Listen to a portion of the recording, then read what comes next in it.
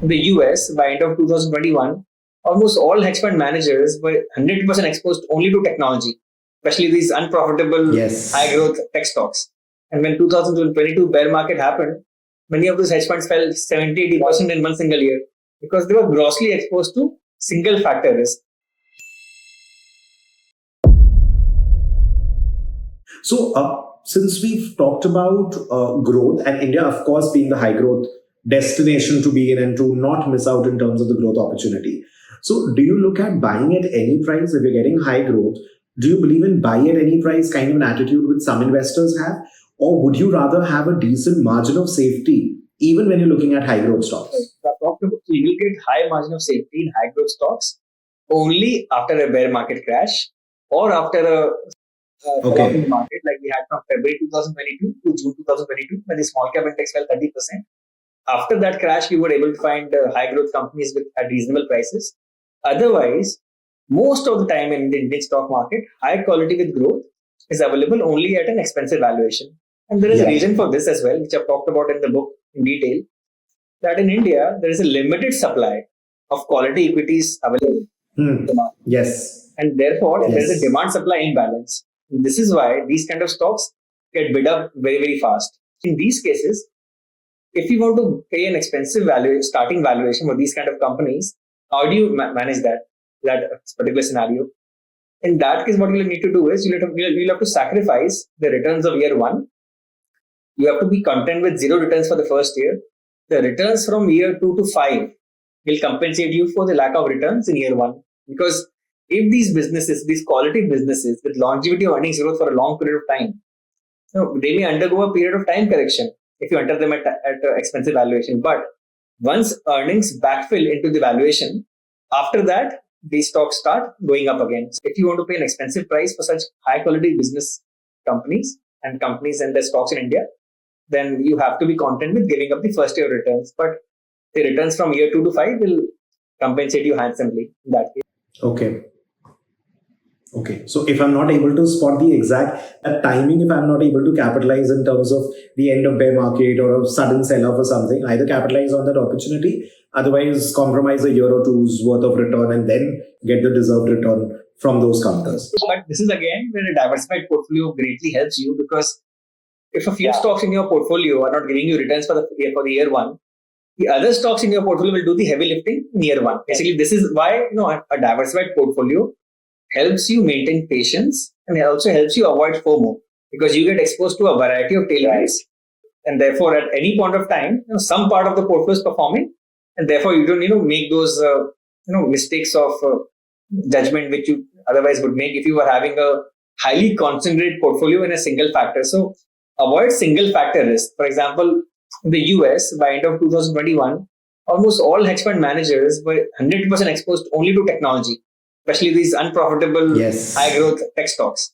And when 2022 bear market happened, many of those hedge funds fell 70-80% in one single year because they were grossly exposed to single factor risk. But a prudent fund manager or a prudent investor always keeps factor risk into account and diversifies across industries, raises your focus on risk management. It's an essential part of the investment business, because like Benjamin Graham has taught us, the investment management business is all about management of risk, not management of return. Yes. So I often tell my students that, you should learn from other people's mistake if you want to expedite your career, if you want to move faster, so that you don't make the same mistakes. You leap those mistakes and make the fourth or the fifth mistake as your first mistake. So you kind of move very fast. So with respect to investing, so what are the mistakes that you've learned from, or what are the mistakes that you can prevent the students from making while making investments? I've shared plenty of my mistakes in my book, The Making of a Value Investor, and I'll share two of those mistakes with you. The first mistake is a mistake of omission, that is missing out on a great opportunity. The second mistake is a mistake of commission, which is mistake because of poor judgment as an investor. So the mistake of omission was in a stock called Polyplex in 2019. The stock was trading dirt cheap at a single-digit P multiple with 8% dividend yield, great balance sheet, capex plans all executed, good track record. Everything was in place. The industry was experiencing tailwinds. So it had all the ingredients of a big multi-bagger, but I did not do anything about it. I engaged in what Buffett and Munger call thumb sucking. That is just looking at something and thinking about doing something, but failing to pull the trigger.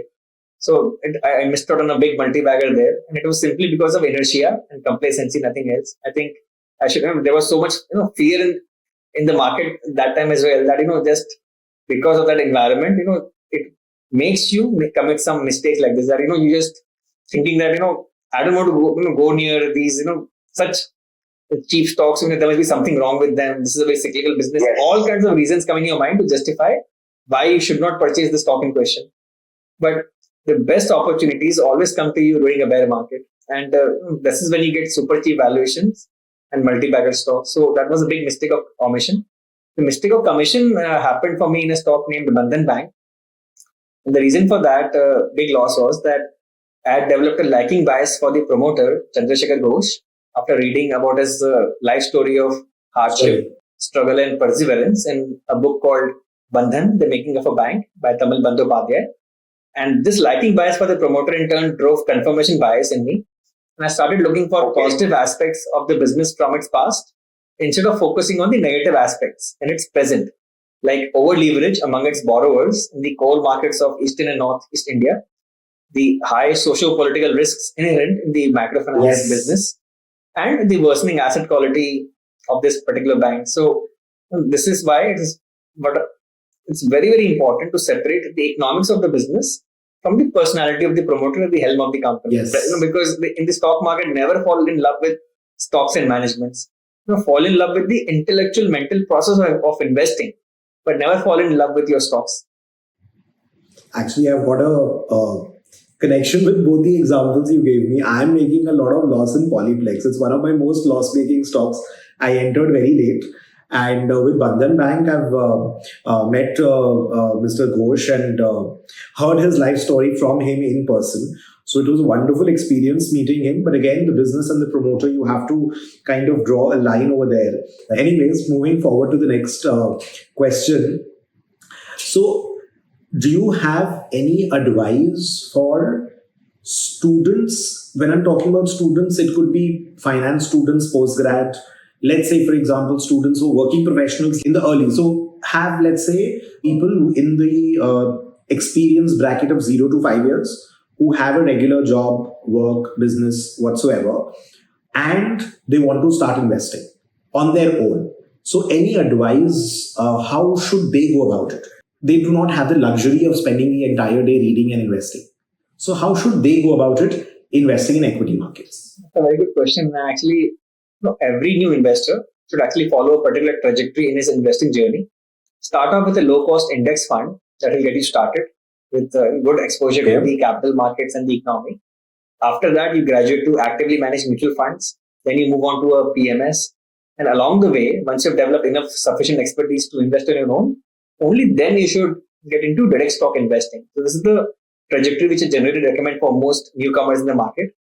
Along with this, there are a few very, very important lessons, which I have talked about in The Making of a Value Investor. This is a book dedicated to my investor friends and colleagues, without whose feedback and guidance, I would have probably not been able to navigate that bear market successfully. And there were a few key lessons and a few nuggets of wisdom from them, which I received over those few years, which I would like to share with all of you right now. The first big lesson which I learned from them is that if you want to make it big as an investor in the stock market, you need to be detached, emotionally detached from stock price fluctuations, because during a bear market, it becomes extremely difficult to endure such severe notional losses. The second big lesson which I learned from them was that India will grow at a healthy clip. Nifty stocks may have earnings growth of low double digits, but there are a few small cap and mid cap stocks which have earnings growth of 25 to 30% over the next 5 years or more. And they are bound to create wealth for you over the long run. All you need is the confidence and conviction to back them. Because in the long run, what ultimately counts is earnings, and earnings. The third big lesson which I learned from my peers and colleagues and seniors in the bear market was that sanity will eventually prevail, like it always has after every bear market. This too shall end. The bear market also comes to an end eventually. So, this just keep history in mind. Be an ardent student of financial market history. That it's never over till it's over. The world always seems like coming to an end in every big crisis, but it never does. So have faith in humanity's progress, be a realistic optimist. And the fourth and big lesson, which I learned from my colleagues in the industry, was that have faith and conviction in India, its entrepreneurs, and its business ecosystem. If you look at the history of all the big wigs of Dalal Street, all the big investors of Dalal Street, all of them have got this common attribute in them: their relentless conviction and belief in the future of this country. This is what helps them stay the course through all the ups and downs of the market. So these are the four pieces of wisdom which I wanted to share with all of you today. So when you talked about the detached part and all, it's ultimately, I see that anything and everything when it comes to managing life or taking decisions, it sources back to the Gita. Somewhere or the other, it always sources back to the Gita. On that note, 3 books that you would want to recommend to finance students, or let's say anybody and everybody. Let's not restrict ourselves to finance. Or if you can give us 2 sets of recommendations, somebody who's beginning their investing journey, finance journey, learning finance in general, and book recommendations for anybody and everybody at large, non-finance. I'll share 3 good investing books for beginners in the industry. They should definitely read One Up on Wall Street by Peter Lynch, Common Stocks and Uncommon Profits by Phil Fisher. And they should also read The Most Important Thing by Howard Marks. I think these 3 books are a great way to get started.